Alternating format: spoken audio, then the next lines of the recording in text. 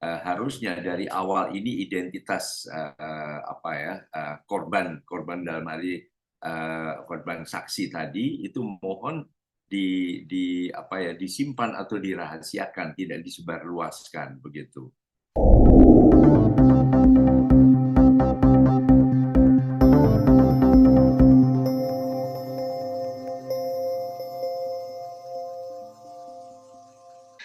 Jadi ini kan sekarang lagi rame ya, Pak Seto pasti juga sudah tahu permasalahan penganiayaan anak yang dilakukan oleh hitungannya juga anak baru gede ya, 19 tahun, 20 tahun oleh anak baru gede alias udah dewasa dewasa baru lah gitu ya, yang sampai sangat viral dan ada melibatkan saksi anak dan perempuan. Itu kan sekarang kasusnya sudah berjalan dan sedang diperiksa oleh polisi.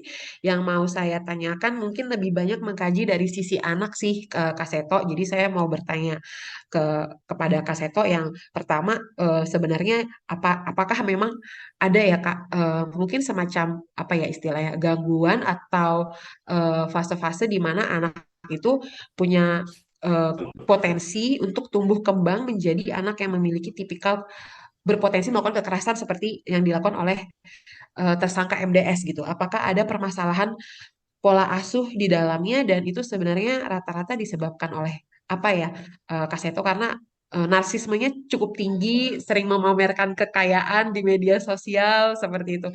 Mungkin itu dulu pertanyaan pertama, Kak Seto. Silakan. Iya, memang peristiwa kekerasan yang dilakukan oleh anak atau juga mantan anak ya, termasuk sampai orang dewasa ini saat ini cukup tinggi, cukup meningkat ya kekerasan ini, dan termasuk juga pada masa pandemi. Ya, masa pandemi COVID-19 ini kan orang terkungkung, tidak bisa bergerak, tidak bisa berkreativitas atau melakukan hubungan sosial secara lebih luas dan sebagainya. Akhirnya banyak orang-orang yang mudah frustrasi atau yang kemudian reaksi terhadap frustrasinya negatif itu yang melahirkan berbagai tindak agresivitasnya ini dengan cara-cara yang keliru. Misalnya kekerasan terhadap anak meningkat, perceraian juga meningkat. Artinya perceraian tentu bermula dari kekerasan fisik, kekerasan psikologis, berantem, ribut, akhirnya konflik dan kemudian bercerai dan sebagainya. Nah, mungkin yang harus kita lihat adalah bagaimana isi pendidikan kita. Pendidikan kita bisa informal, yaitu pada saat di dalam keluarga, tapi bisa juga non formal, misalnya di sanggar-sanggar, dan formal di sekolah-sekolah. Apa yang salah? Kita sudah tahu bahwa kalau kita lihat dari apa yang sudah dicanangkan dalam undang-undang sistem pendidikan nasional kita dan sebagainya, itu isi pendidikan di Indonesia itu ada 5. Nah, ini yang sering dilupakan. Apa isinya pendidikan itu? Pertama adalah etika. Nah, etika itu adalah sopan santun, bagaimana saling menghormati, bisa bekerja sama, dan sebagainya. Itu sering dilupakan. Kedua adalah etika. Yang kedua adalah estetika. Estetika adalah keindahan, kerapihan, suatu unsur seni art yang menekankan pada tadi kerapihan, keindahan, dan sebagainya, termasuk bertingkah laku, bertutur kata, dan sebagainya. Lalu ketiga baru ilmu pengetahuan dan teknologi. Apakah itu matematika, fisika, biologi, dan sebagainya, itu materi pelajaran yang sering hanya itu yang ditekankan. Rankingnya, kemudian apa yang dipuji oleh orang tua, kalau matematika bagus ya, dan sebagainya itu selalu itu dan nomor satu kan. Nah, yang kemudian keempat, isi pendidikan kita adalah nasionalisme.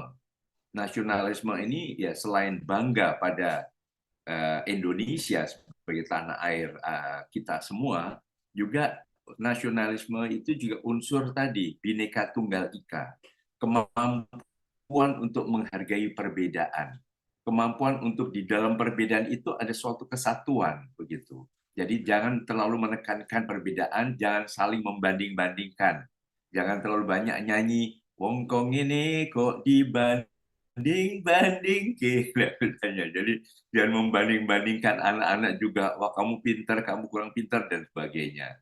Lalu yang terakhir adalah kesehatan. Nah, kesehatan ini bukan hanya kesehatan fisik, tapi juga kesehatan jiwa, kesehatan mental.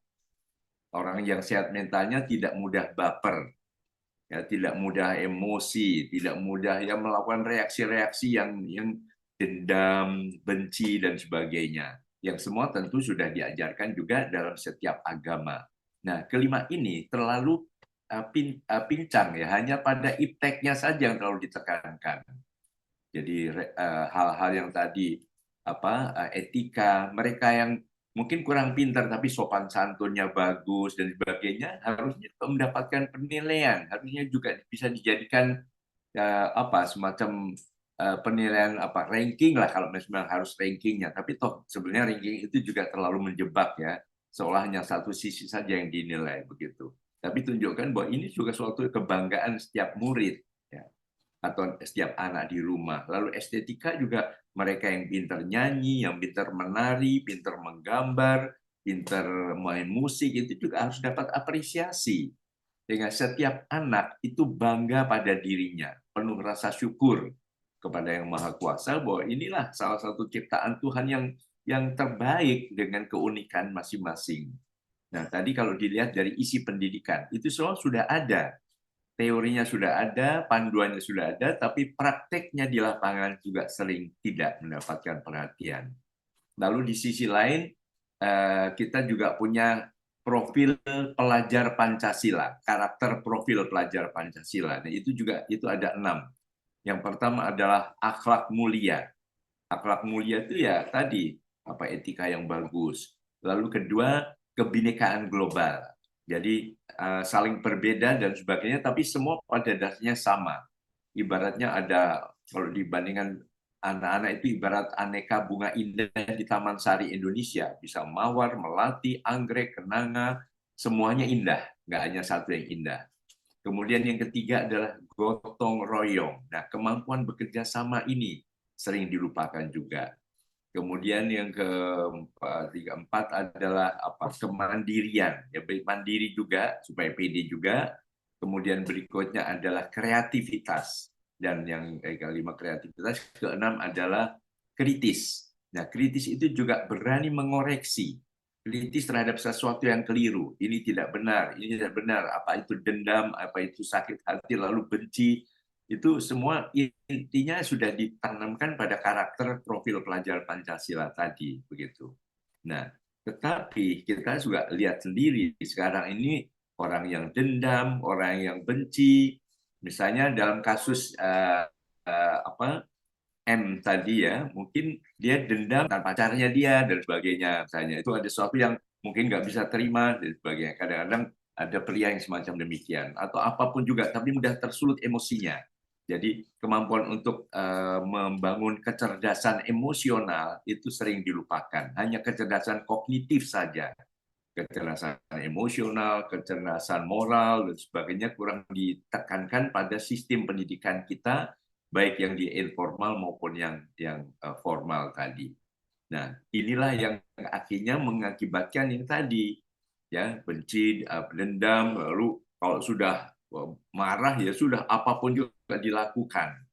Ya mungkin ini juga ditunjukkan oleh contoh-contoh di mana seorang jenderal bisa membunuh ajudannya sendiri, ya, dan banyak sekali lah di mana mungkin orang tuanya sendiri memaki pembantu rumah tangganya, bahkan bukan yang memaki, memukul.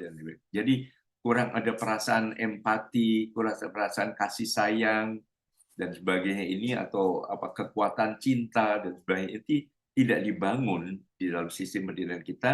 Nah, ini kalau dibiarkan dia akan terus melahirkan generasi-generasi penuh kekerasan pada masa-masa yang datang, dan ini mengancam persatuan bangsa. Jadi mudah terjadi konflik antar suku, antar agama, antar kelas sosial dan sebagainya. Mungkin itu kira-kira gambaran saya terhadap banyaknya. Jadi ini kan fenomena gunung es ya sebetulnya. Hanya ini yang muncul, tapi non jauh di sana apa yang terjadi di Papua, di Maluku, di Aceh, ya mungkin tidak tercium oleh media, ya tidak muncul atau tidak muncul media sosial dan sebagainya. Lalu juga salah satu kelemahannya adalah kemampuan membangun komunikasi di dalam keluarga. Kadang-kadang orang tua cenderung mimpi punya anak penurut gitu. Pokoknya kamu harus nurut sama ibu, sama ayah, harus begini, udah. Kalau anak protes, anak bersuara, tidak. Kamu masih kecil, nah, dan sebagainya. Jadi kalau dibiasakan dalam keluarga itu ada semacam ngobrol bareng asik misalnya, atau rapat keluarga atau dialog ya setiap akhir minggu misalnya. Jadi anak merasa dihargai hak-haknya.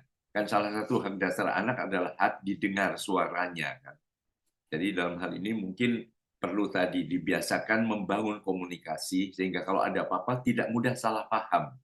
Jadi kalau tadi misalnya kasus M tadi dengar ada D melakukan sesuatu terhadap A misalnya gitu, ya tidak langsung melawan tindak kekerasan.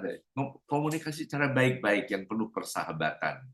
Jadi membangun persahabatan itu yang harus semakin dikembangkan di dalam sistem pendidikan kita pada anak kita untuk tidak panen generasi yang penuh dengan nuansa kekerasan.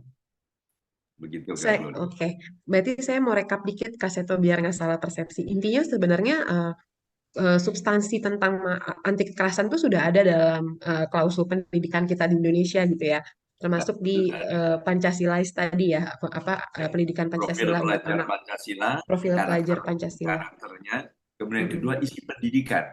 Ya, Nah, isi mm-mm. pendidikan itu sangat penting yang diterapkan betul-betul gitu. Mm-mm.